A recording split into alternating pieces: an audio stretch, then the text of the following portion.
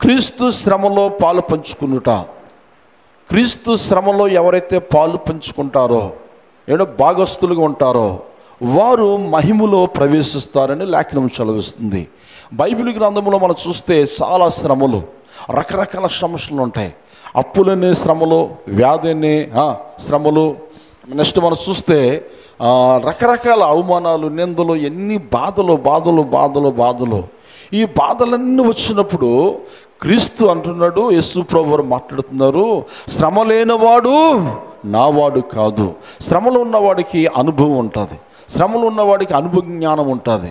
కనుక ఒకసారి ఎస్పీ గారు నేను భోజనం చేస్తుంటుంటే ఆ బల్ల మీద ఒక ఆయన గెస్ట్ ఆయన ఇంటికి వచ్చారు. నేను ఆయన కూర్చున్నాం, మాకు భోజనం సిద్ధపరిచారు. భోజనం సిద్ధపరిచి ఎస్పీ గారు నేను భోజనం చేస్తుంటే ఆయన కూడా భోజనం పెట్టారు. ఆయన తింటుండగా కొన్ని మతికులు, అన్నంలో కొన్ని మతికులు కింద జారిపోతున్నాయి. అప్పుడు ఏఎస్పీ గారు వెంటనే అన్నాడు, ఈ అన్నం కొరకు ఎన్నో శ్రమలు, ఎన్నో బాధలు, ఏమండి ఆహారం లేని దినాలు, కన్నీరు ఖర్చు దినాలు, శ్రమల్లో ఉన్నాం. ఆ దినాలు జ్ఞాపకం చేసుకుంటే అన్నం బతుకులు ఎవరిని ఒక ముద్ద అన్నం పెడితే తిందామని ఆశపడే రోజులు ఉన్నవి.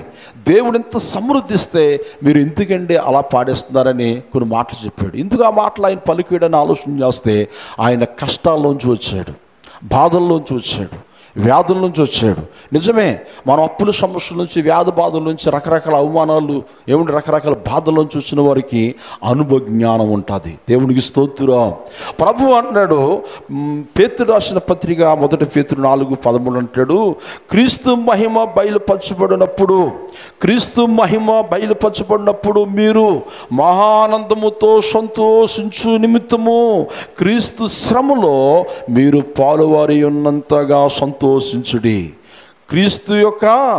క్రీస్తులో పాలువారినంతగా, శ్రమలో, క్రీస్తు శ్రమలో పాలువారినంతగా సంతోషించుడు అన్నాడు. అంటే మనం సంతోషించాలంట.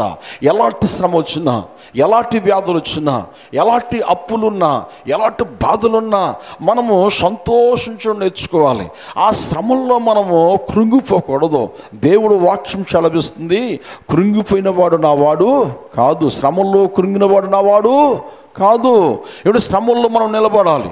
బైబిల్లో గ్రంథములు మన చరిత్రలు మనం చూస్తే ఏమంటే ప్రతి భక్తుడికి శ్రమలు వచ్చాయి.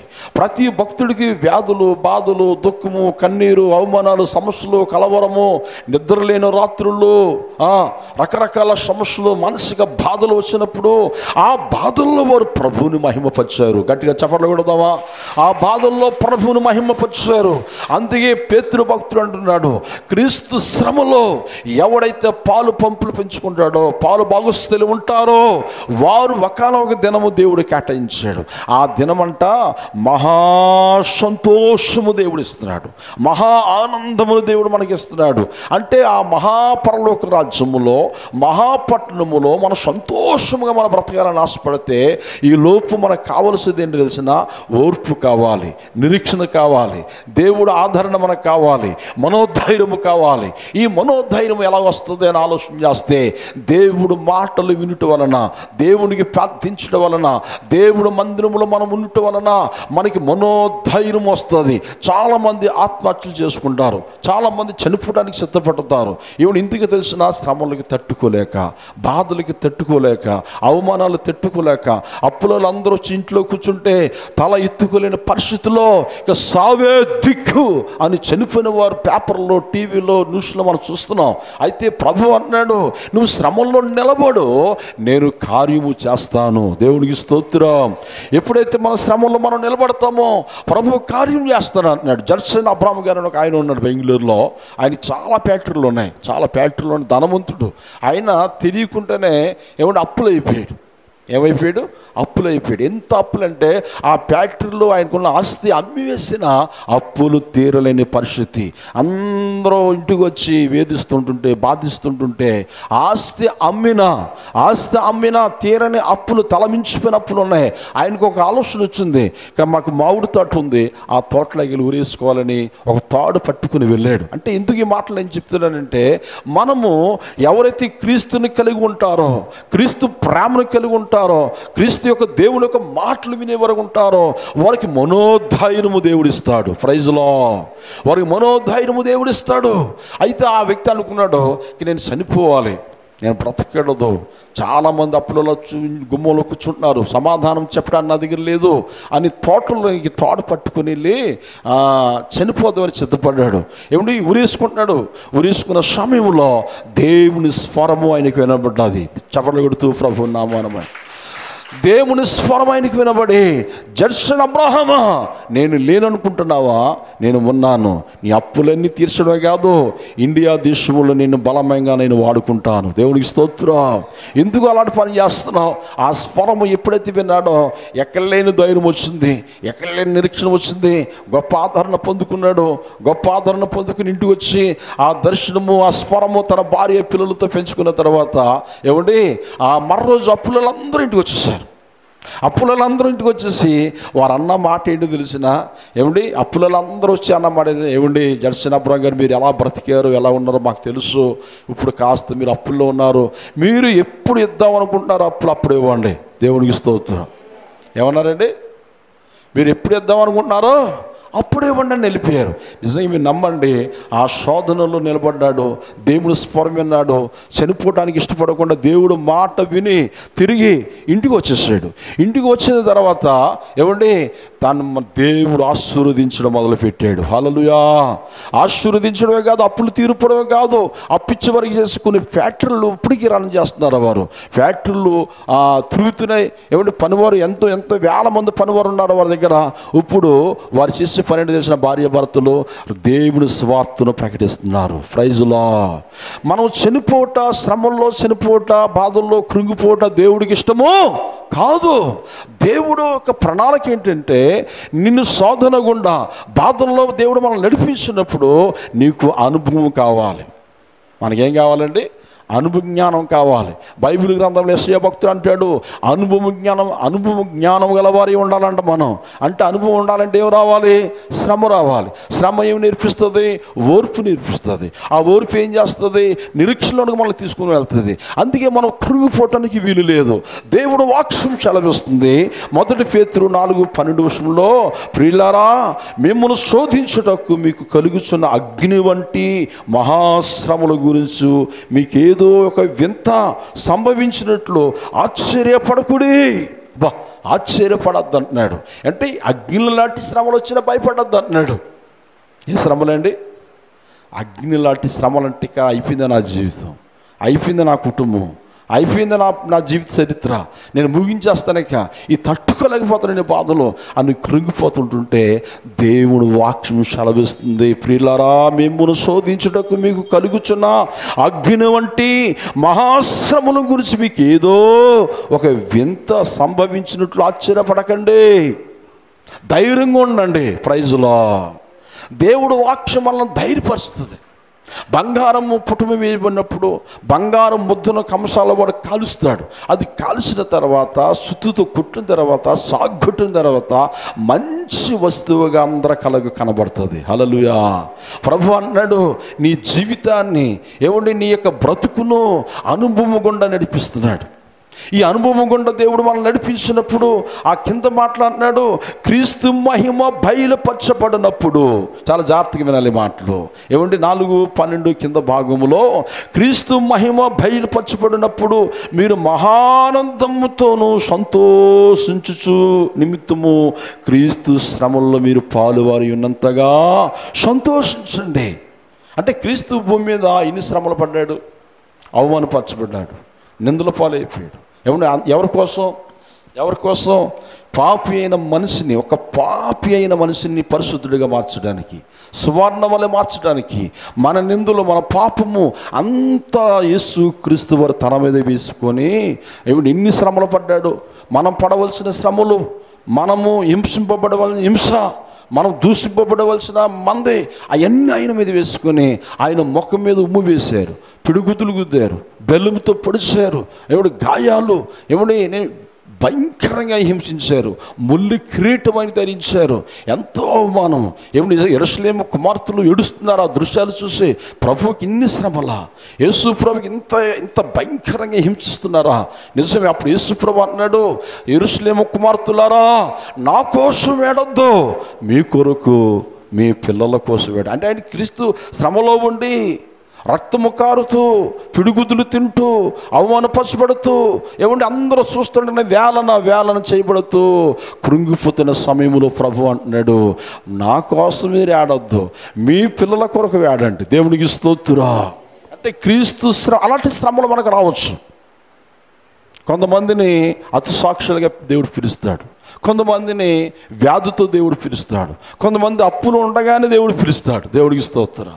అంటే దేనికైనా మనం సిద్ధంగా ఉండాలి. Praise lord. స్టెఫెను రాళ్ళతో కొడుతున్నారు. స్టెఫెను సువార్త ప్రకటిస్తుండగా ఎలాంటి శ్రమ వచ్చింది? రాళ్ళతో కొడుతూ ఉంటే రక్తము కారుతుంది.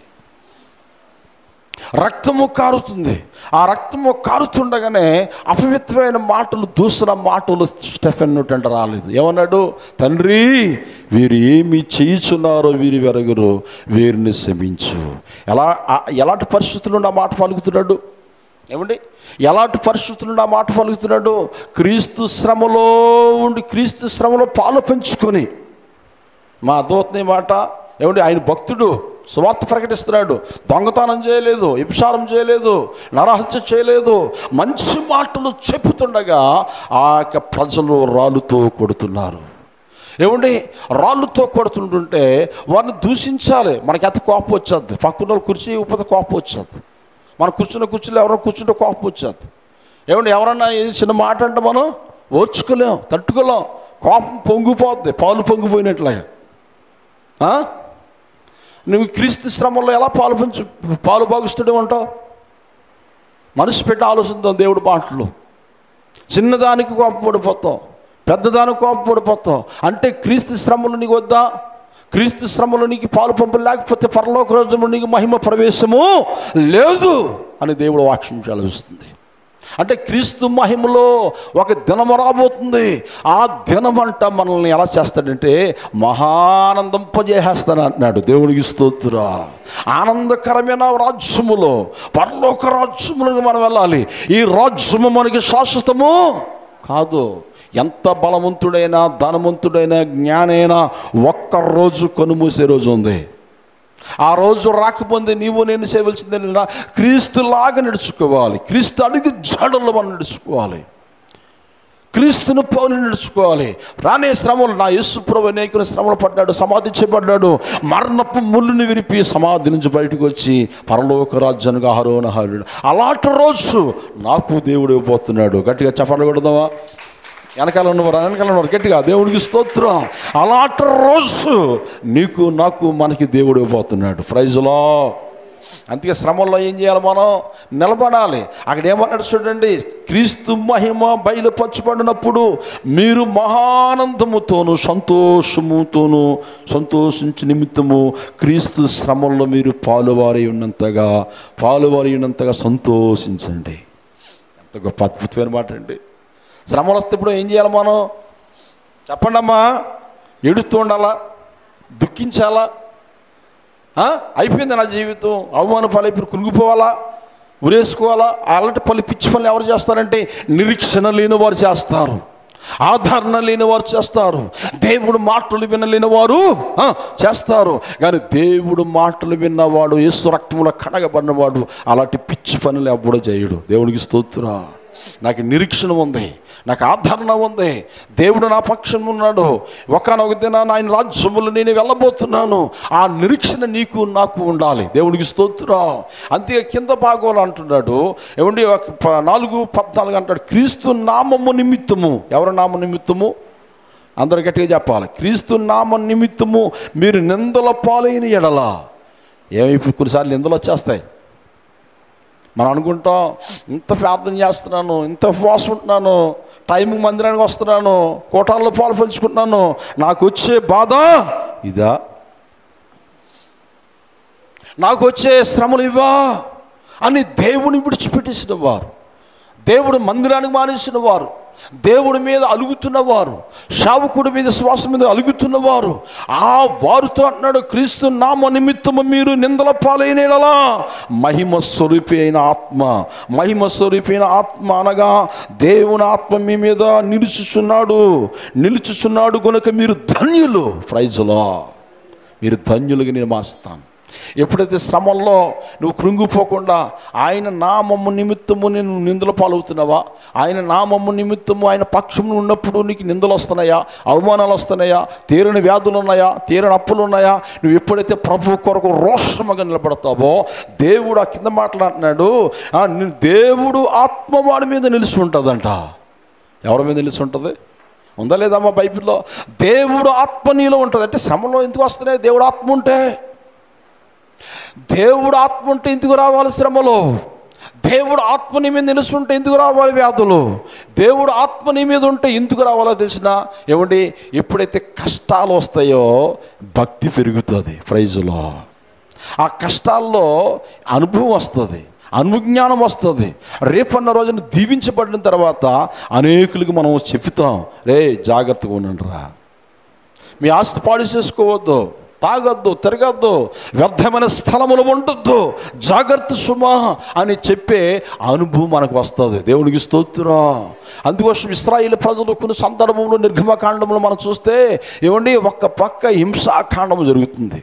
ఫరో రాజు ఏం చేస్తున్నాడు? ఇశ్రాయేలు ప్రజల్ని హింసిస్తున్నాడు, భయంకరంగా బాధిస్తున్నాడు. ఏమంటే మరొక పక్క దేవుడు వాక్యం ఏమి చదివిస్తుంది తెలిసిన మొదటి అధ్యాయంలో ఏమండి, మరొక పక్క వారు హింసింపబడుతుండగానే వారి సంతతిని దేవుడు ఉత్పత్తి చేసి దీవిస్తున్నాడంట. కొట్టండమ్మ గట్టిగా చెప్పట్లు. దేవునికి స్తోత్రం కలుగాక. ఒక పక్క హింసాకాండము, మరో పక్క ఆశీర్వాదాలు. వారి సంతతిని దేవుడు దీవించాడు, వారి కుటుంబాలను దేవుడు ఆశీర్వదించాడు. శ్రమలు అంతే రావాలి, ఆ శ్రమల్లో దేవుడు బ్లెస్సింగ్ కూడా ఇస్తున్నాడు. Praise Lord. శ్రమ లేకపోతే మనుషులకు ఏమొచ్చేద్దంటే గర్వం వచ్చేద్ది. ఏమొచ్చేద్దమ్మా? చెప్పండి ఏమొచ్చేద్ది? గర్వం వచ్చేద్ది. అలా వచ్చిన లేరా బైబిల్లో? ఉజ్జయం ఉన్నాడు, సౌలు ఉన్నాడు, రాజులు ఉన్నారు. అంతగా దేవుడు వారి గర్వం విడిచిపెట్టడం హెచ్చరికిచ్చాడు. వారి మనసు మార్చుకోమని దేవుడు హెచ్చరికిచ్చాడు. ఏమంటే వారి రాజ్యాలు మట్టిలో దేవుడు కల్పించాడు. తెలుసా సంగతి? అలాగ గర్విష్ఠులు కావకూడదని కొన్ని శ్రమలు గుండా దేవుడు మనల్ని నడిపిస్తాడు. Praise lord. దావీదుకి ఎన్ని శ్రమలు? ఏమంటే ఎన్ని శ్రమలు చెప్పండి. మామగారు శత్రువు అయిపోయాడు, భార్య శత్రువు అయిపోయింది, సొంత ఇశ్రాయేలు ప్రజలే సొంత కొడుకు అబ్షాలోము ఏమైపోయాడు? శత్రువు అయిపోయాడు. అబ్షాలోము 20,000 మంది తీసుకొచ్చి తండ్రిని చంపేయడానికి వచ్చాడు, దుర్మార్గుడు. అలాంటి దుర్మార్గులు ఈ రోజుల్లో కూడా ఉన్నారు, నీచులు, తల్లిదండ్రులు చంపేసిన వారు. అబ్షాలోము 20,000 మందితో ఏమంటే దావీదుని రాజు ఇశ్రాయేలు 12 గోత్రాలకి చంపడానికి వచ్చేస్తుంటుంటే దేవుడు తప్పించాడు. చప్పట్లు కొడుతూ ప్రభున. అంటే శ్రమలు ఎలాంటి శ్రమ వచ్చినా మనము నిలబడాలి. దేవునికి స్తోత్రం. సావా అంతేగాని పౌలు అంటాడు, సావైతే నాకు లాభము, బ్రతుకుట క్రీస్తు కొరకే. Praise Lord. శ్రమలు వస్తాయి క్రైస్తవుడికి. శ్రమ లేనివాడు నావాడు కాదు. శ్రమల్లో నిన్ను విడిచిపెట్టాడు, నీకు ఆదరణ దేవుడు ఇస్తాడు, వాదార్పిస్తాడు, నిరీక్షణ ఉంటుంది. ఆ కాస్త మనం ఏం చేయాలంటే ఓర్చుకోవాలి. Praise lord. దేవుణ్ణి అడగాలి, ప్రభా ఈ శ్రమంలో నేను నిలబడతాను, నాకు ఆదరణ ఈ ప్రభా. ఈ శ్రమంలో నేను నిలబడతాను, నాకు నిరీక్షణ ఈ ప్రభా. ఈ శ్రమంలో నేను నిలబడతాను ప్రభా, నీ శక్తిని నాకు ప్రసాదించు ప్రభా అని ఎప్పుడైతే దేవుడికి ప్రార్థన చేస్తామో ప్రభు అంటున్నాడు, నా ఆత్మ మీ మీద ఉంటుంది. హల్లెలూయా. ఏమన్నాడండి? నా ఆత్మ మీ మీద ఉంటుంది. శ్రమ ఉన్నప్పుడు మరి ఆత్మ ఉంటే శ్రమలు పోవాలి కదా. మరి అర్థమవుతుందా నా బాధ? ఈ వాక్యం నువ్వు అర్థం చేసుకుంటే పరలోక రాజ్యంలోకి వెళ్ళిపోతావు. ఈ వాక్యముని మీరు మనసు పెట్టి వింటే పరలోక రాజ్యం వాడిదే. Praise lord. దేవుడు ఆత్మ శ్రమల్లో నిలిచి ఉంటుంది అంటున్నాడు దేవుడు. అందుకే శ్రమలు వచ్చినప్పుడు అల్ప విశ్వాసపు మాటలు మాట్లాడకూడదు, అపవిత్రమైన మాటలు మాట్లాడకూడదు. దేవుడు మాకు తోడే ఉంటే మాకు ఎందుకు ఈ బాధలను అనకూడదు. దేవుడు మాకు తోడే ఉంటే ఎందుకు ఈ శ్రమలను అనకూడదు. గిద్యోను కాలములో ఇశ్రాయేలు ప్రజలు 7 సంవత్సరాల శ్రమలలోనికి దేవుడు వారిని పంపించాడు. ఎందుకు పంపించాడో తెలిసిన? ఏమంటే వారు త్రాగుబోతులుగా, తిరుగుబోతులుగా, నరహంతకులుగా, జుజగళ్ళగా దేవుడి మీద వారు తిరగబడ్డారు. ఎవరి మీద తిరగబడ్డారండి? దేవుడి మీద వారు తిరగబడ్డారు.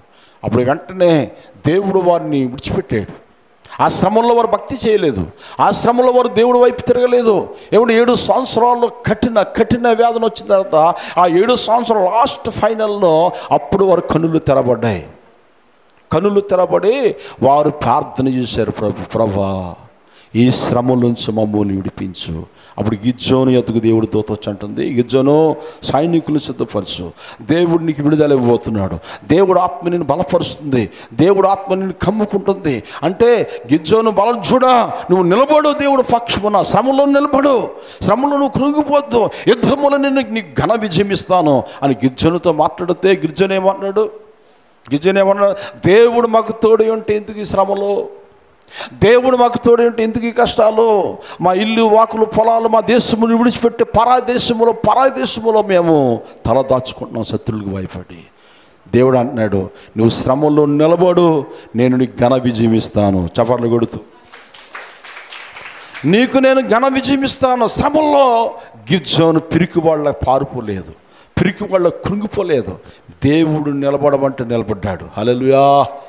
దేవుడు నిలబడ్డాడు. ఇశ్రాయేలు ప్రజలకి క్షేమమును దేవుడు ఇచ్చాడు. ఎన్ని సంవత్సరాలు చేసినా 40 సంవత్సరాల్లో వారికి క్షేమమును ప్రసాదించాడు. హల్లెలూయా. నెమ్మదిగా వారు బ్రతికారండి. 7 సంవత్సరాల్లో కఠిన బాధ. ఎవరు తెచ్చుకున్న బాధలు? దేవుడు పెట్టే శ్రమలు కాదు. 2 శ్రమలు ఉంటాయి, చాలా జాగ్రత్తగా వినాలి ఈ వాక్యం. 2 శ్రమలు ఉంటాయి. దేవుడు శ్రమ అనుభవం నుంచి నడిపించేది నీ మహిమ రావటానికి. హల్లెలూయా. ఆశ్చర్య కార్యాలు జరుగుతాయి, అద్భుతాలు జరుగుతాయి. నీకు నీవుగా తెచ్చుకున్న శ్రమలు. ఏ శ్రమలు? మనగా తెచ్చుకుంటాం, కొనుక్కుంటాం. ఎలా కొనుక్కుంటాం? బీరు బాటిల్ డబ్బులు ఇచ్చి కొనుక్కొని జబ్బు తెచ్చుకుంటాం. సిగరెట్లకి డబ్బులు ఇచ్చి ఏం తెచ్చుకుంటాం? జబ్బు తెచ్చుకుంటాం. ఆ శ్రమ ఎవరు పెట్టారు? మనం తెచ్చుకున్నది. అందుకే పేతురు పత్రిక 4:15 మొదటి పేతురు 4:15 అంటున్నాడు, మీలో ఎవడును నరహంతకుడుగా కానీ, దొంగగా కానీ, దుర్మార్గుడుగా కానీ, పరుల జోలికి పోవడుగా కానీ బాధ అనుభవింప తగదు. మా దోతుందా? మీరు నరహంతకులుగా మారకూడదు. నరహంతకులుగా మారితే నీకు శిక్ష పడుతుంది కదా. దొంగగా ఉంటే నీకు శిక్ష పడుతుంది, అవమాన పాలైపోతావు, నిందల పాలైపోతావు. మరలా ఏమంటున్నాడు? పరుల జోలికి పోకుండా. పరుల జోలికి అంటే ఏంటి? ఆడికి ఏం పని ఉండదు. ఆ కుటుంబాన్ని ఈ కుటుంబాన్ని గొడవలు ఎడతారు, వాళ్ళ కోసం వీళ్ళ కోసం నిందలు మాట్లాడతారు. అలాంటి లేరా?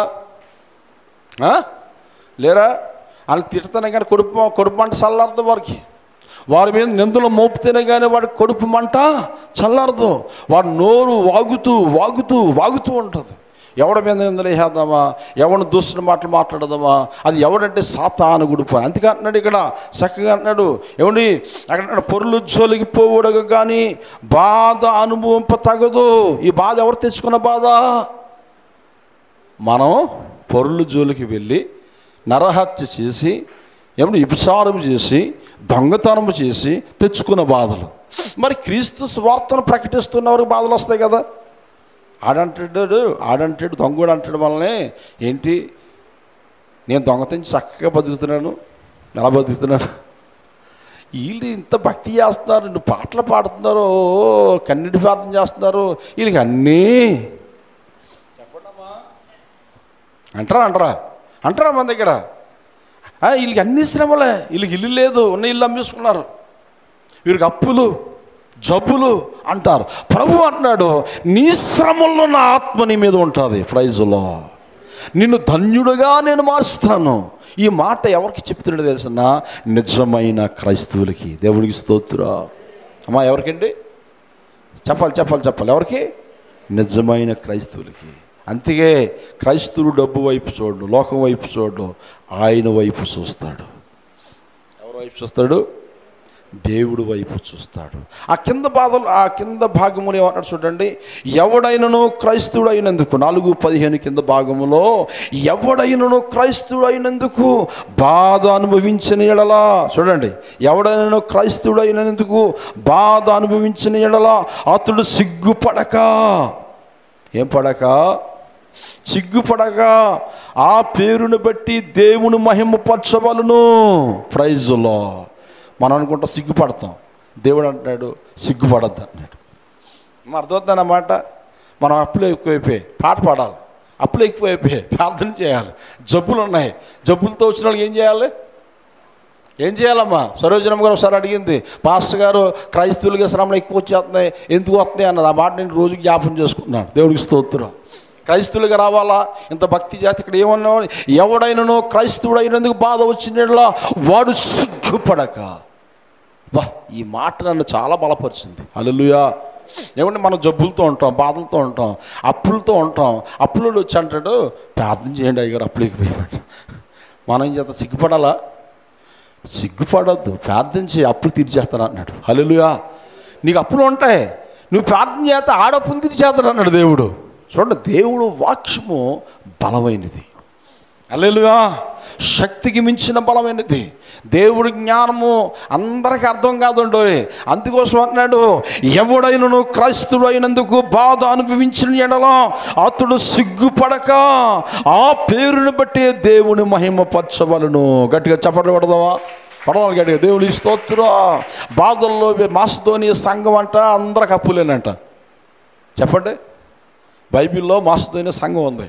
ఆ సంఘంలో అందరూ అప్పులే, అందరికీ బాధలే. మనిషికో బాధ ఉంది, వారు ప్రార్థన చేస్తుంటే మనిషికో బాధ చెప్తున్నారు. అయితే దేవుడు వారి హస్తాలను బలపరిచిన తర్వాత వారు అంట, చూడండి, సువార్తకి దేవుడి సేవకి ధారాళముగా దేవుడి సేవకి ఇచ్చారంట. హల్లెలూయా. మరి బాధల్లో ఉన్నాడు ఎందుకు ఇవ్వాలి? బాధల్లో ఉన్నవాడు ఎందుకు సువార్త చేయాలి? వారి స్థిరాస్తులు అమ్మేసి దేవుడు పాదాల దగ్గర పెట్టేశారు. వారెవరో తెలిసిన నిజమైన క్రైస్తవులు. ప్రైజ్లో నిజమైన క్రైస్తవు ధనాన్ని దేవుడికి ఇచ్చేస్తారు, ఆస్తులు అమ్మేస్తారు. ఎందుకు తెలిసిన? మీ ధనము పుట్టుపెడద్దు భూమి మీద, మీ ధనము పరలోక రాజ్యంలో దాచుకోండి. దేవునికి స్తోత్రం కలుగును గాక. మీ ధనం ఎక్కడ దాచుకోవాలి చెప్పండి అమ్మా? మన ఇన్ని శ్రమంలో ఉన్నోళ్ళకి చూడండి, శ్రమంలో ఉన్నోడికి ఎవరికి సాయం చేయరు. కొంతమంది ధనవంతులు ఉంటారు కానీ ఎవరికి సాయం చేయరు. దేవుడు అంటున్నాడు, నీకు పరలోక రాజ్యం కావాలంటే ఏమండి, నీ ధనం అంతా కూడా అమ్మేసి పరలోక రాజ్యంలో దాచుకోవడం అంటే అక్కడ బ్యాంకు మనం వెళ్ళగలమా? ఏమంటే పరలోక రాజ్యం ఎవరైనా వెళ్తారా? దేవుడు సంబంధించిన పనులు మనం చేయాలి. హల్లెలూయా. సువార్తలో, దేవుడి పనులో మన ఆస్తి, మన డబ్బు ఎప్పుడైతే ఖర్చు అవుతుందో దేవుడు అంటున్నాడు, ఇదిగో నువ్వు శ్రమంలో నిలబడ్డావు, బాధల్లో నిలబడ్డావు, నా రాజ్యములు నిన్ను ఆనందింపజేస్తాను. దేవుడికి స్తోత్రం. ఒకవేళ దేవుడు రాజ్యంలోనికి వెళ్ళకపోతే వాడు ఎక్కడికి వెళ్తాడు చెప్పాలి? ఎక్కడికి వెళ్తాడు? అగ్ని ఆరదు, పురుగు సావదు, మండుచున్న అగ్ని గుండములో వాడు పడద్రోయబడతాడు. No doubt. బైబిల్ గ్రంథం చాలా సూటిగా దేవుడు మనకు బోధిస్తున్నాడు. అయితే చూడండి, ఈ చాలా జాగ్రత్తగా మనం ఈ మాటలు విందాం. ఏమండి, 4:17 చదవండిరా.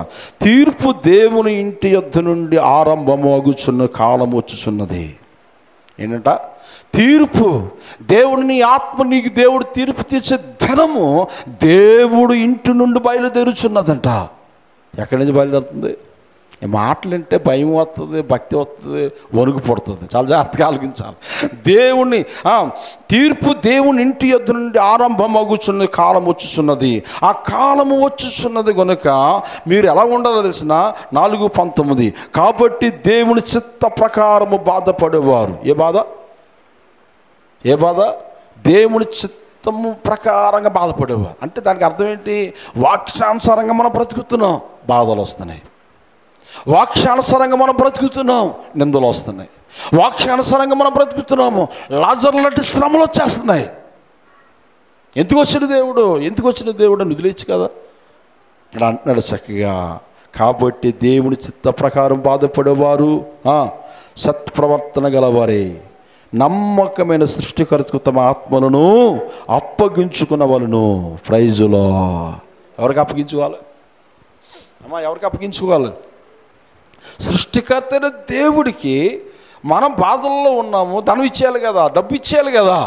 ఎవడో దేవుడు అంటున్నాడు, నువ్వు సత్ప్రవర్తన కలిగి ఉండు, మంచి ప్రవర్తన నువ్వు కలిగి ఉండు, మీ ఆత్మ నా హస్తాలకు అప్పగించండి, పరలోక రాజ్యానికి తీసుకుని వెళ్తాను. ప్రైజులో ఏ రాజ్యానికంట? పరలోక రాజ్యానికి తీసుకుని వెళ్తాను. మరొక అద్భుతమైన మాట ఏంటో తెలిసిన, చాలా మనసు పెట్టి ఆలోచన చేద్దాం. ప్రకటన 7:13 అంటాడు, ఈ శ్రమల్లో ఉన్నవారందరూ కూడా పరలోక రాజ్యములో కనబడుతున్నారు. ప్రైజులో అమ్మా, ఎక్కడ కనబడుతున్నారు? ఎక్కడ కనబడుతున్నారు? ఇప్పుడు ఈ వాక్యం మీరు ఉన్నవారందరూ కూడా నాకు శ్రమలు ఈ ప్రభా అంటాం. దేవునికి స్తోత్రం కలుగును గాక. నాకు ఏదో శ్రమ పంపించు ప్రభా, ఏదో వ్యాధి పంపించు ప్రభా, లేకపోతే ఏదో శోధన పంపించు ప్రభా అన్న మాట వస్తుంది. ఒకసారి ఇక్కడ ఆల్రెడీ ప్రేయర్ జరుగుతుంటే కిరణ్ కుమార్ గారు అమలాపురం నుంచి వచ్చాడు పాస్టర్ గారు. ఆయన పిలిచాను వాక్యం చెప్పడానికి. మొదటి లాస్ట్ ప్రార్థన ఆయనకి ఇస్తే ఆయన విజ్ఞాపన ప్రార్థన చేస్తూ ఒక ప్రార్థన ఆయన చేశాడు. నాకు చాలా ఆశ్చర్యం అనిపించింది. ఆ ప్రార్థన ఎవ్వరు చేయరు భూమి మీద. ఆయన చేసిన ప్రార్థన ఏంటి తెలిసిన? ఏమండి, ప్రభా యోబుకు వచ్చిన శ్రమల వంటి శ్రమలు నాకు పంపించు ప్రభా అన్నాడు. ఎవరైనా కోరుకుంటారు అలాగా? అమ్మా, ఏ శ్రమలో ఎవరో చేయగలరు అలాగా? ఆ ప్రార్థన చేయడం ఎంత ధైర్యము కావాలి. యోబుకు వచ్చే శ్రమలు నాకు పంపించు ప్రభా, నేను నిలబడతానయ్యా అన్నాడు. అమ్మ బాబోయ్, నేను భోజనం చేసినప్పుడు అడిగాను ఆయన్ని, పాస్టర్ గారు ఏంటంటే బాబు మీరు ఈ అలాంటి ప్రార్థన చేశారు, నాకు అర్థం కాలేదని అంటే, ఎస్ పాస్టర్ గారు, శ్రమలు ఎక్కువ వస్తే ఎక్కువ ఆశీర్వాదం ఉంటుంది. అప్పుడు ఆయన ఎలాంటి పరిస్థితుల్లో ఉన్నాడు తెలిసిన? దేవుడు అమలాపురం వెళ్ళి సేవ చేయమంటే కట్టుకున్న బట్టలు తెలిపాడు. అద్దె కట్టడానికి డబ్బులు లేవు. ఈ రోజున పెద్ద స్థలమును మందిరం కట్టి 100 ఆత్మ దేవుడి దగ్గర నడిపిస్తున్నాడు. చప్పట్లు కొడుతూ ప్రభువున్నాము. శ్రమలో ఉండి క్రీస్తును ప్రకటించుట, శ్రమలో ఉండి దేవుని మహిమపరచుట, శ్రమలో నిలిచి ఉండి రానే ఎన్ని శ్రమలు వస్తాయో ప్రభు వాక్యం సెలవిస్తుంది. 7:13 పెద్దల్లో ఒకడు తెల్లని వస్త్రము ధరించుకుని ఒకడు వీరెవరో నీకు తెలుసునా అనే స్వరము యోహాను భక్తుడికి వినబడుతుంది. యోహాను భక్తుడికి వినబడుతుంది. ఆ తెల్లని వస్త్రం ధరించుకున్న వ్యక్తి ఎవరో తెలిసిన? పెద్ద అయినా యేసు ప్రభు. యేసు ప్రభు యోహాను భక్తుడిని అడుగుతున్నాడు, వీరెవరో నీకు తెలిసినా నాయనా? వీరెవరో నీకు తెలిసినా? తెలీదు ప్రభా వీరెవరో తెలిసినా? చదవండి 7:14 అందుకు నేను అయ్యా నీకే తెలియననగా అతడు ఎలాగో నాతో చెప్పును, వీరు మహాశ్రమల నుంచి వచ్చిన వారు. ఏ శ్రమలంట? ఏ శ్రమలండి? అందరూ చెప్పాలి, మనసు పెట్టండి మాటల మీద. మహాశ్రమలు. శ్రమలే వేరు, మహాశ్రమలు వేరా? అంటే పరలోక రాజ్యంలోకి వెళ్ళాలంటే ఏ రావాలి? శ్రమలు రావాలా, మహాశ్రమలు రావాలా? ఎవరు డౌట్గా ఉంది, బాబు పాస్టర్ గారు చర్చికి మానేస్తారు ఇప్పుడు ఇది మహాశ్రమలు మాకు వద్దు బాబోయ్. ఏమండి, దేవుడు యోహాను భక్తుడికి చెప్తున్నాడు, వీరెవరో నీకు తెలిసిన తెల్లని మహిమ వస్త్రములు ధరించుకొని పరలోక రాజ్యము నిలిచిన వారు ఎవరంటే, ప్రభా నాకు తెలియదు ప్రభా అంటే, వీరెవరో తెలిసిన?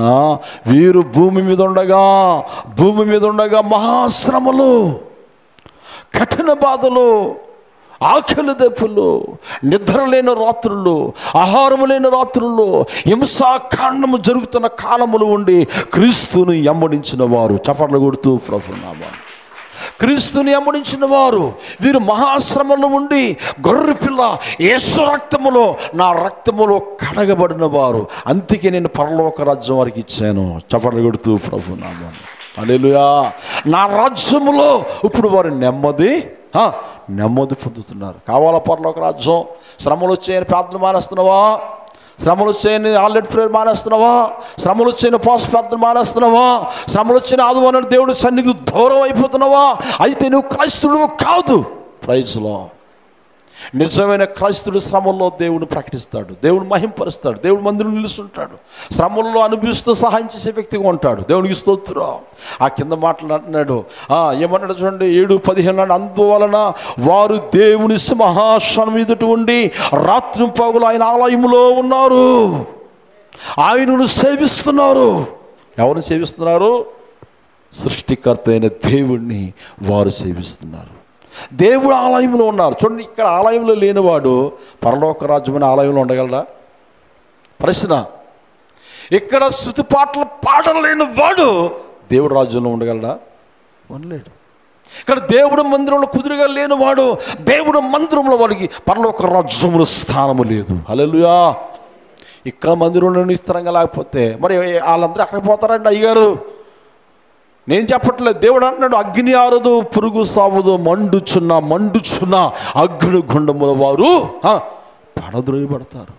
అంటే ఇక్కడ ఏమన్నారు? ఇక్కడ చూడండి 7:17 అందువల్ల వారు దేవుని సింహాసనం ఎదుట ఉండి, చదవండిరా, రాత్రి పగలు ఆయన ఆలయములో ఉండి ఆయన్ను సేవించుచున్నారు.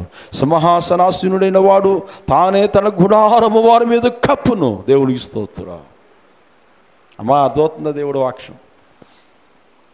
మనం ఎంత భాగ్యంలో తెలిసిన శ్రమలు ఉన్నాయి, ఎన్నో శ్రమలు. నా జీవితంలో ఎన్నో శ్రమలు, చిన్నప్పటి నుంచి శ్రమలే. నిద్ర లేని రాత్రులు, ఆహారం లేని రాత్రులు. ఇదే స్థలంలో ఆ పాకలో నిద్ర లేకుండా వరదలో, ఏమండి ఇదంతా మునిగిపోయినప్పుడు వరదలో పాక నిద్రపోతుండే ఆకాశంలో నక్షత్రాలు కనబడుతుండే. దేవునికి స్తోత్రం. ఆ శ్రమల్లో కూడా స్వార్థ ప్రకటించాం. దేవునికి స్తోత్రం. ఆ బాధల్లో దేవుడు పని చేసాం, దేవుడు కూడా రోషంగా నిలబడ్డాం. ఇప్పటికీ శ్రమలు వస్తున్నాయి. ఎంత ఆశీర్వాదాలు కనబడినా శ్రమలు లేవా? దేవుళ్ళలోనో గొప్పతనం. ఒక పక్క శ్రమ, ఒక పక్క ఆశీర్వాదం, ఒక పక్క ఆశీర్వాదం, ఒక శ్రమ. ఈ శ్రమల్లో నీకు అనుజ్ఞానం ఇస్తాడు, ఐశ్వర్యం ఇస్తాడు, పేరు ప్రతిష్టలు ఇస్తాడు, సిరి సంపదలు ఇస్తాడు, భూఫలాలు ఇస్తాడు, గర్భఫలాలు ఇస్తాడు, అన్నీ ఇస్తాడు. కొంతమంది అయితే ఏమంటారంటే చిన్న శ్రమ వస్తే దేవుడు ఉన్నాడంటావా? ఏమో అర్థమవుతుందా? దేవుడు ఉన్నాడంటావా? దేవుడు అంటే మాకు ఇన్ని కష్టాలు. ఆ కష్టాలు, కొన్ని కష్టాలు మనం తెచ్చుకునే ఉంటాయి,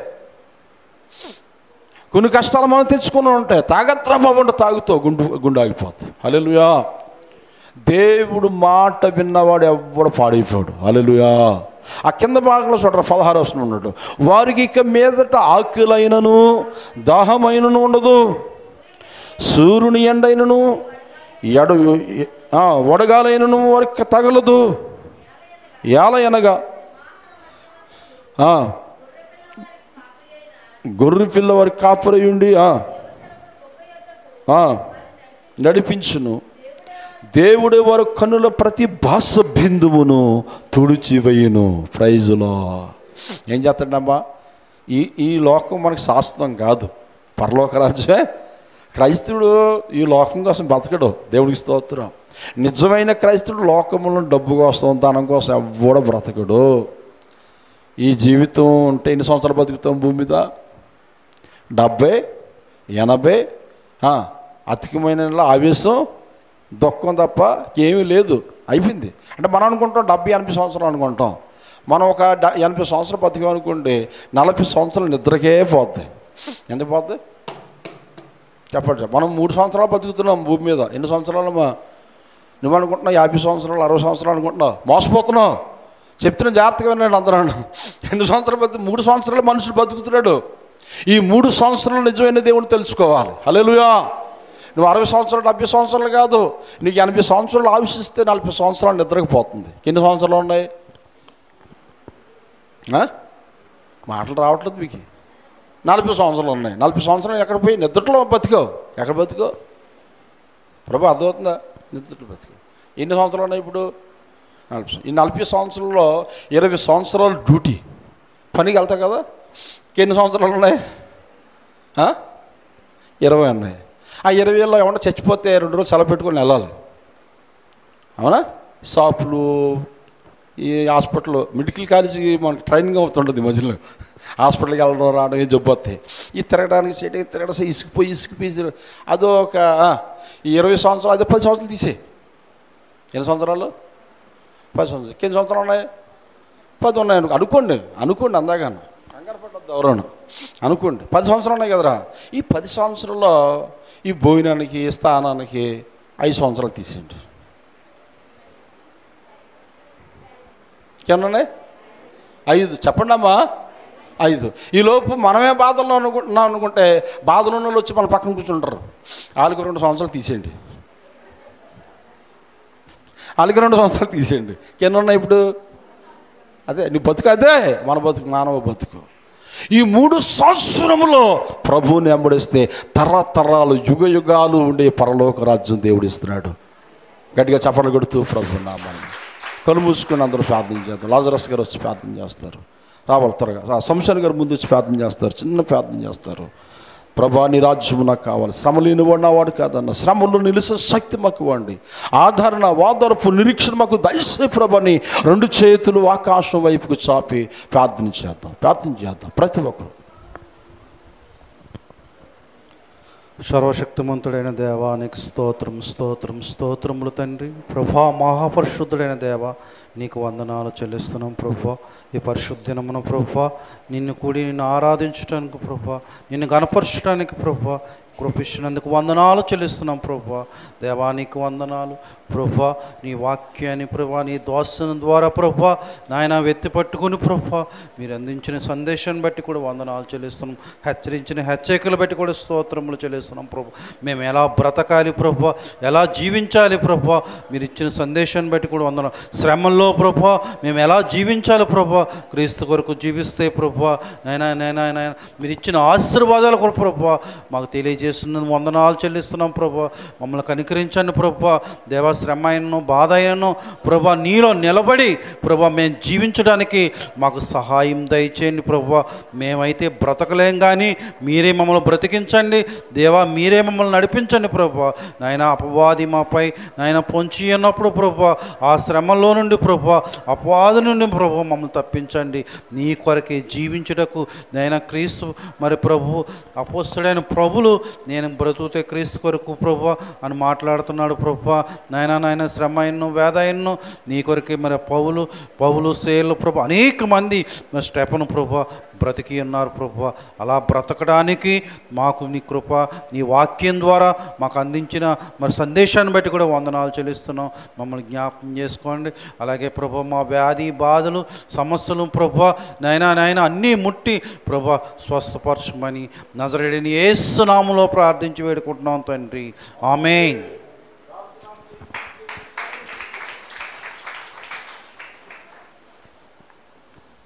దేవాని స్తోత్రము పరిశుద్ధుడానికి స్తోత్రము, పరమందు ఆశీనుడానికి స్తోత్రము. నాయనా దేవా నా తండ్రి ఉదయ కాలమును ఆరాధనలో నీవు ఉన్నావు తండ్రి, మమ్మల్ని బలపరిచేవు తండ్రి. నీకు వందనాలయ్యా. ఇదిగో నా తండ్రి 10 గంటల ఆరాధన నుండి ప్రభా పాటల్లోని మెల్లని స్వరం వినిపించావయ్యా. ఆరాధనలో నీ ఆత్మ, నీ పరిశుద్ధ ఆత్మన ప్రభా నీ బిడ్డలు అందరి మీద కుమ్మరించినందుకు నీకు వందనాలయ్యా.